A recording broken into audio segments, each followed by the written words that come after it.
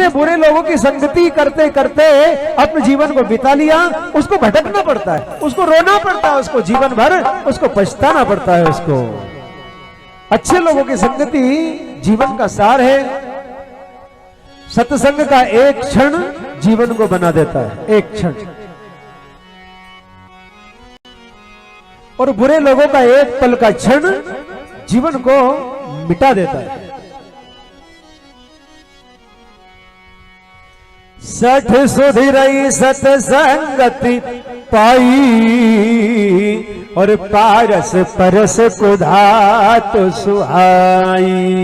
पारस परस कुधात सुहाई। अच्छे लोगों की संगति करें, जीवन का यही सार होता है बंधुओं। और जब उस ग्रह ने भगवान के भक्त का पांव पकड़ लिया तो भगवान ने उस ग्रह का भी उद्धार कर दिया है, उसका बेड़ा पार कर दिया भगवान ने।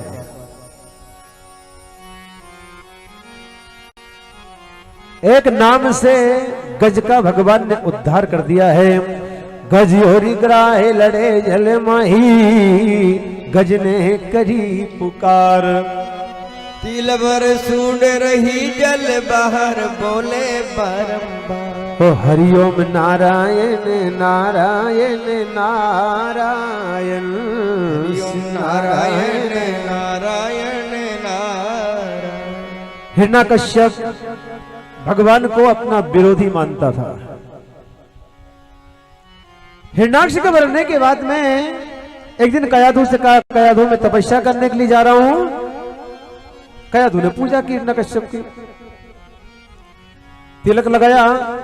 एक वृक्ष के नीचे हिरण्यकश्यप जाकर के तपस्या करने के लिए बैठा। ये नीचे से कह रहा है ओम ब्रह्मणे नमः, और ऊपर से बृहस्पति जी ने तोते का रूप बनाया और कह रहे हैं नारायण नारायण नारायण। श्रीमन नारायण नारायण नारायण। तपस्या में मन नहीं लगा। एक वृक्ष के नीचे से उठा, दूसरे के नीचे जाकर के बैठा। ऐसे सुबह से लेकर के शाम तक जगह बदलता रहा। शाम को वापिस आ गया हिरण्यकश्यप घर। कयाधु ने कहा प्राणनाथ आप तो बड़े दिनों के लिए गए थे, लौट करके जल्दी वापिस कैसे आ गए?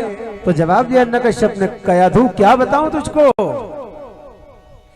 मैं जिस वृक्ष के नीचे तपस्या करने के लिए बैठता, उस वृक्ष के ऊपर एक तोता आता और मेरे शत्रु नारायण का नाम लेता था। जीवन में पहली बार कयाधु ने हिरण्यकश्यप इस दुष्ट, इस पापी के मुंह से जीवन में पहली बार आज भगवान का नाम सुना। ये भगवान की भक्त थी, ये परम भक्त थी ये भगवान की कयाधु। तो सोचा जितनी बार हो सके भगवान का नाम उच्चारण हो ही जाए। दास दासियों की छुट्टी कर दी, स्वयं हाथों से भोजन बना रही और पूछ रही बार बार प्राणनाथ मैं तो भूल गई वो तोता किसका नाम लेता था? हिरण्यकश्यप फिर कहता कयाधु वो तोता मेरे शत्रु नारायण का नाम लेता था। भोजन ग्रहण करवाती जा रही है, फिर बार बार पूछती जा रही है। ऐसे भगवान का नाम उच्चारण करवाया जा रहा है। हिरण्यकश्यप प्रातः काल पहुंचा तपस्या करने के लिए। भगवान ने ब्रह्मा जी की कठोर तपस्या की, हजारों वर्ष तक भगवान ब्रह्मा जी प्रसन्न हुए हैं। कहा वरदान मांगो हिरण्यकश्यप। कहा मुझको अमर बना दो। कहा हिरण्यकश्यप इस संसार में अमर कोई हो नहीं सकता है। तुम्हारा जन्म ऐसे लोक में हुआ है कि जहां कोई अमर नहीं है, वहां मरना पड़ता है।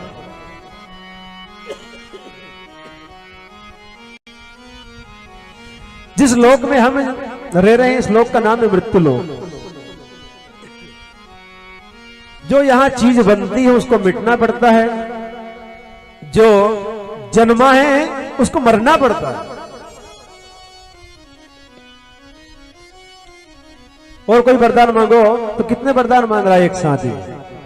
ना तो मैं अस्त्र से मरूं ना शस्त्र से मरूं,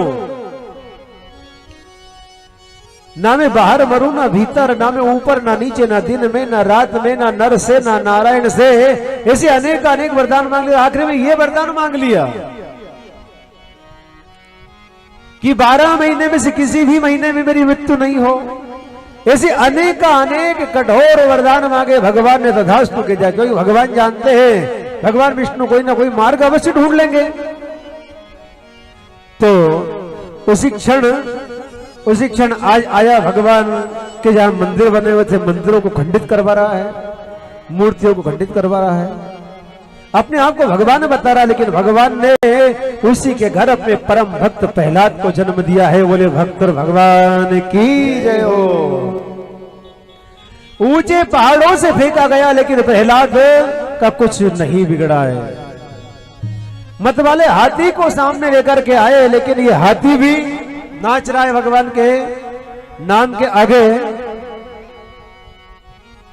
एक ही रटना लगा रखी है, एक ही रटना लगा रखी है भक्त प्रहलाद ने, नारायण नारायण नारायण।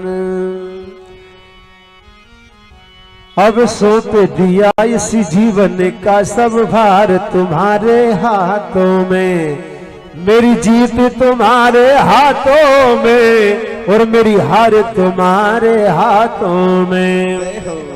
मिलता है सच्चा सुख केवल भगवान तुम्हारे चरणों में, रहे ध्यान तुम्हारे चरणों में, रहे ध्यान तुम्हारे चरणों में। हे भगवान मेरा जीवन तेरे चरणों में चला जाए, चाहे चारों ओर अंधेरा हो, चाहे चोरों ने मुझे घेरा हो, चाहे छोड़ के देश निकलना हो, पर रहे ध्यान तुम्हारे चरणों में। मिलता है सच्चा सुख केवल भगवान तुम्हारे चरणों में।